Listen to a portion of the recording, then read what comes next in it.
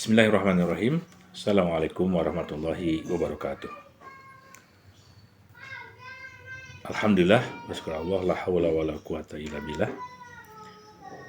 Sahabat dai yang dimuliakan oleh Allah, sahabat-sahabat yang terkumpul, yang berhimpun dalam komunitas Dai Adventure Indonesia. Alhamdulillah, kita panjatkan syukur kepada Allah Subhanahu wa taala.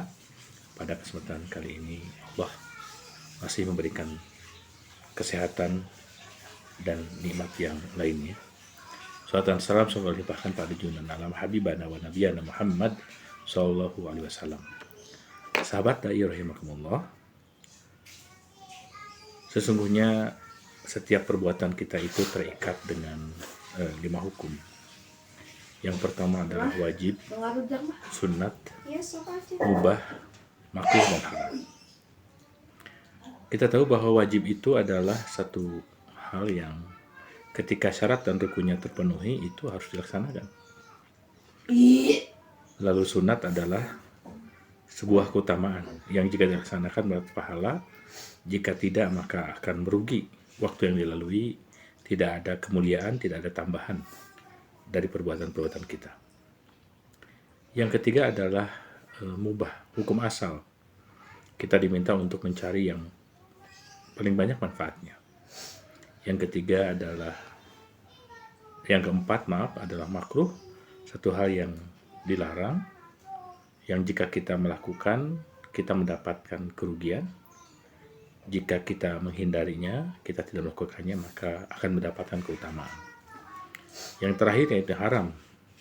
Sebuah perbuatan yang dihukumi haram adalah wajib itu ditinggalkan. Jika dilaksanakan akan mendapatkan dosa. Nauzubillahi min dzalik. Sahabat dai rahimakumullah, di antara kewajiban itu ada hal yang memiliki rutinitas, ya.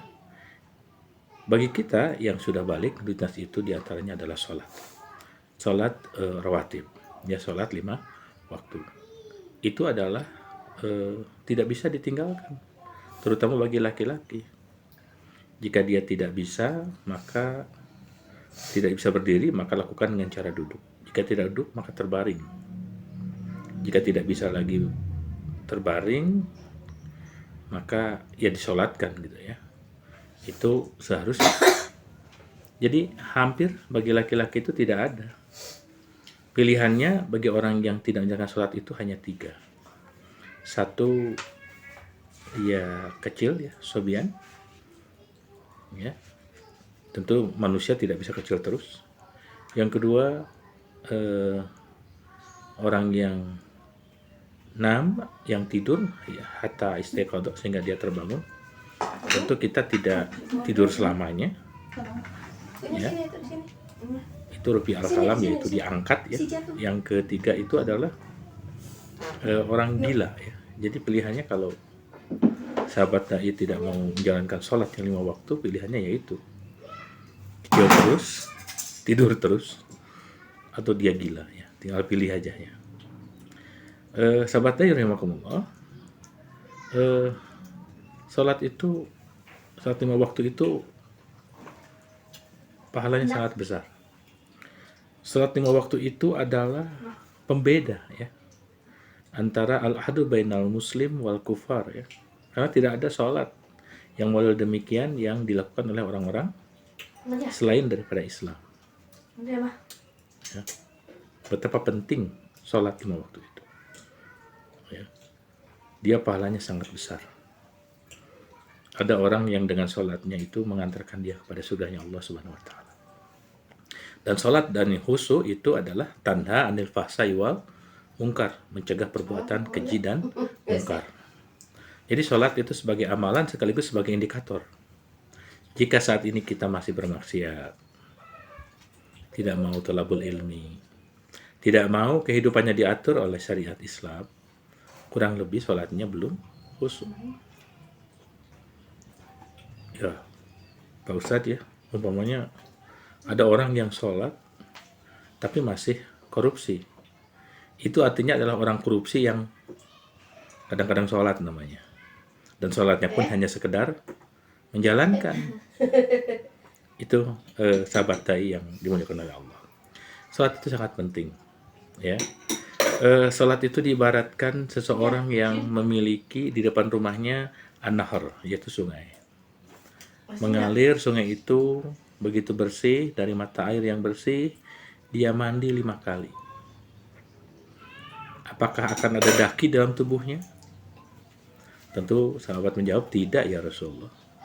Dia mandi 5 kali sehari. Begitulah ibarat salat menghapus dosa-dosa kecil yang ada yang dilakukan oleh manusia. Masya Allah. Jadi sahabat dai yang dilakukan oleh Allah, laksanakan sholat. Ya. Tidak bisa tidak, harus kita laksanakan. Tentu selanjutnya kita mesti tahu tentang sholat itu. Ya. Bagaimana syarat dan rukunnya, bagaimana gerakannya. Karena sholat itu adalah sebuah gerakan yang disyariatkan, yang sudah tertentu gerakan-gerakan itu, mulai dari takbiratul ihram sampai dengan salam. Kita tahu bacaan-bacaannya, mana yang wajib, mana yang sunat. Ya. Sholat itu pembeda antara kita dengan orang-orang kafir. Sholat itu yang pertama kali akan ditanya oleh Allah Subhanahu wa taala. Faman saluhat amaluhu, waman fasadat amaluhu. Barang siapa yang sholatnya baik, maka baik pula amal yang lainnya. Itu satu satu isyarat bahwa sholat itu ibadah yang unik, ya. Dia menjadi amal kewajiban sekaligus indikator. Sahabat yang dimuliakan oleh Allah, sholat itu adalah hadiah yang berharga yang dibawa oleh Rasulullah ketika Isra dan Mi'raj. Sholat itu juga pesan terakhir Rasulullah saat Rasulullah menghadap Allah Subhanahu wa taala. Jaga sholat. Ya. Jadi dimanapun sahabat dai berada, kapanpun, jika telah sampai waktu daripada sholat, laksanakan. Apalagi sholatnya itu pada awal waktu. Sahabat bertanya, ya Rasulullah, apa amalan yang paling utama? Apa jawab Rasulullah? Salat di awal waktiha. Salat di awal waktu. Salat yang sebagaimana Rasulullah sampaikan, solu kama ro'aitumuni usalli. Salatlah kalian sebagaimana aku salat. Siapa yang mengajarkan salat kepada Nabi Muhammad? Allah melalui malaikat Jibril. Begini cara salat. Gerakannya. Lalu jumlah rakaatnya. Lalu bagaimana ya Ustadz? Terjadi beberapa perbedaan.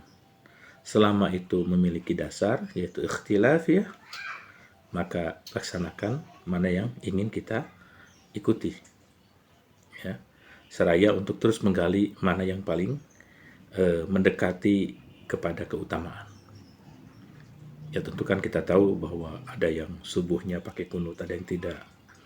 Ada yang telunjuknya digerak-gerakin atau tidak, dan seterusnya.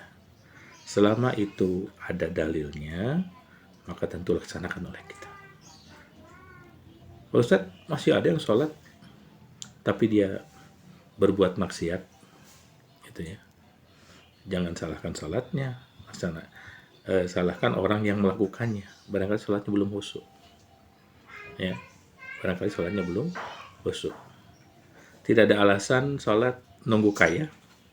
Tidak ada alasan sholat nunggu apapun.